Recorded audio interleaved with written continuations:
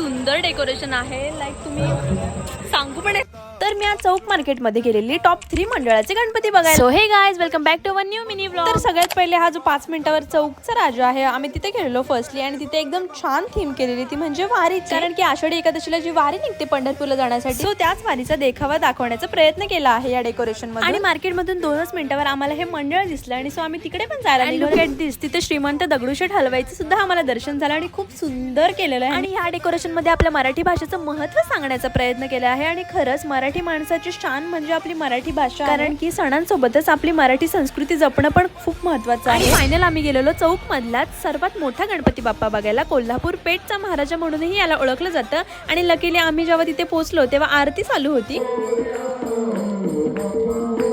And seriously खूप सुंदर वाटत होते हे मीन्स प्रत्यक्षात बघायला. आणि आपल्या सर्वांनाच माहिती आहे हिंदू धर्मात गणपती बाप्पाला सर्वात महत्त्वाचे स्थान दिले आहे, ज्याला बुद्धीचा देवता सुद्धा आणि विघ्नहर्ता पण म्हणलं जातं. तर बाप्पा एक आणि रूप अनेक, बोला गणपती बाप्पा मोरया.